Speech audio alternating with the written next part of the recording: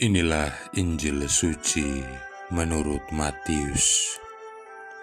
Sekali peristiwa, pergilah seorang dari ke-12 murid itu yang bernama Yudas Iskariot kepada imam-imam kepala. Ia berkata, "Apa yang hendak kamu berikan kepadaku supaya aku menyerahkan dia kepada kamu?" Mereka membayar 30 uang perak kepadanya, dan mulai saat itu Yudas mencari kesempatan yang baik untuk menyerahkan Yesus. Pada hari pertama dari hari raya roti tak beragi, datanglah murid-murid Yesus kepadanya dan berkata, "Di manakah engkau menghendaki kami mempersiapkan perjamuan Paskah bagimu?" Jawab Yesus, "Pergilah ke kota, kepada si anu, dan katakan kepadanya, beginilah pesan guru, waktuku hampir tiba.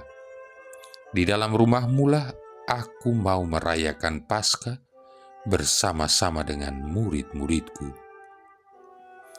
Lalu murid-murid melakukan seperti apa yang ditugaskan Yesus kepada mereka dan mempersiapkan Paskah. Setelah hari malam, Yesus duduk makan bersama dengan ke-12 murid itu. Dan ketika mereka sedang makan, ia berkata, "Aku berkata kepadamu, sesungguhnya seorang di antara kamu akan menyerahkan aku." Dan dengan hati yang sangat sedih, berkatalah mereka seorang demi seorang kepadanya, "Bukan aku ya Tuhan?" Yesus menjawab, "Dia yang bersama-sama dengan aku mencelupkan tangannya ke dalam pinggan ini, dialah yang akan menyerahkan aku. Anak manusia memang akan pergi sesuai dengan yang ada tertulis tentang dia. Tetapi celakalah orang yang olehnya anak manusia itu diserahkan. Adalah lebih baik bagi orang itu sekiranya ia tidak dilahirkan." Yudas yang hendak menyerahkan Yesus itu menyahut, "Bukan aku ya Rabi." Kata Yesus kepadanya, "Engkau telah mengatakannya." Demikianlah sabda Tuhan. Saudara-saudari yang terkasih, Yudas lebih mengasihi uang dibanding mengasihi Allah. Ia tidak menerima dan memusatkan perhatian kepada petunjuk dan pengajaran gurunya, tetapi selangkah demi selangkah ia memisahkan diri dari Yesus, dan hatinya secara bertahap menjadi keras. Ia menolak kasih Allah di dalam hatinya yang kacau dan tidak setia dengan uang yang dipercayakan ke dalam tangannya. Ia tidak suka dengan teguran Tuhannya ketika para murid menjadi gusar mengenai dipecahkannya buli-buli pualam berisi minyak wangi untuk mengurapi Yesus. Saudara-saudari yang terkasih, Yudas adalah satu-satunya orang Yudea di antara ke-12 murid. Murid-murid yang lain berasal dari Galilea. Ada kemungkinan bahwa ia bekerja sama dengan mahkamah agama di ibu kota Yerusalem untuk memelihara bangsa itu, dalam arti kalau bangsa Romawi melihat banyak orang yang berkumpul mengelilingi Yesus, mereka mungkin memutuskan untuk menghukum bangsa Israel. Mungkin Yudas berusaha untuk mencegah agar hal itu jangan sampai terjadi. Tapi pada saat yang sama, Yudas berusaha menyelamatkan dirinya dari ancaman mahkamah agama, sehingga ia menyerahkan gurunya sebagai pernyataan bahwa dirinya tidak bersalah. Mungkin ia juga berpikir bisa memaksa Yesus dengan segera menyatakan kuasanya dan meneguhkan kerajaannya pada saat itu juga. Dan hal ini akan menghasilkan Kristus yang mengalahkan musuh-musuhnya dengan kuasa ilahinya, meneguhkan kerajaannya di dunia ini, dan dengan demikian secara otomatis mengangkat Yudas menjadi bendaharanya. Tapi Yudas menyerahkan sang guru kepada kesulitan yang sangat berat. Sikap buruknya itu muncul ketika ia menerima uang bagi pengkhianatan itu, pertukaran yang sangat licik. Ia menjual Tuhan yang penuh kasih itu dengan harga yang sangat murah. Saudara-saudari yang terkasih, namun Yesus menunjukkan kebaikan yang sama kepada Yudas yang mengkhianatinya, seperti yang ditunjukkannya kepada semua murid yang lain, dan sama sekali tidak memberikan tanda atau perlakuan khusus yang merendahkannya, yang mungkin akan membuatnya dijauhi oleh para murid yang lain.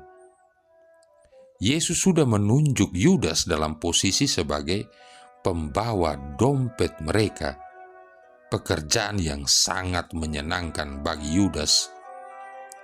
Dan meskipun Yudas mencuri dari kas umum itu, ia tidak menghadapi bahaya harus mempertanggungjawabkan apa yang dilakukannya itu. Tidak dituliskan bahwa ia menganggap itu salah. Ia melakukannya bukan karena kebencian kepada gurunya atau karena berselisih dengan Yesus, tetapi semata-mata karena cinta uang. Itulah yang membuat Yudas menjadi pengkhianat.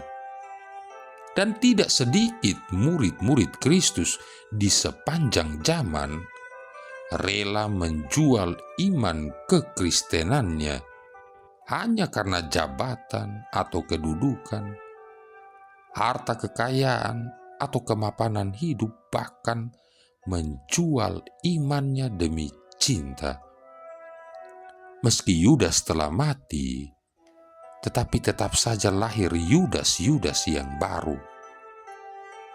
Lantas, bagaimanakah dengan kita saat ini?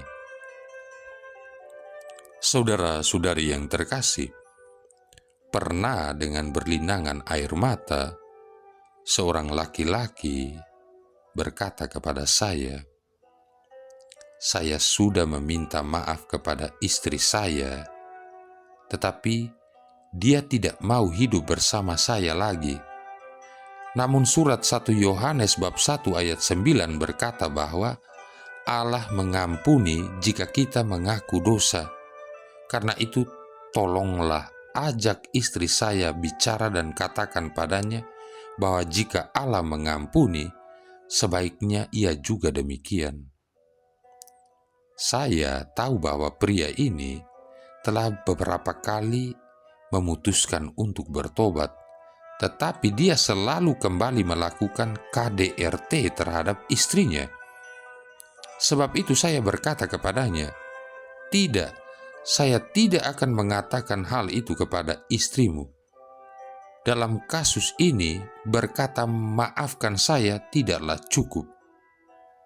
Dan istrinya bersikeras agar dia mengikuti konseling dan membuktikan perubahan yang sungguh-sungguh sebelum kembali ke rumah. Dan saya berpikir sang istri bertindak benar. Saudara-saudari yang terkasih, sekedar mengucapkan maafkan saya tidak cukup bagi Allah.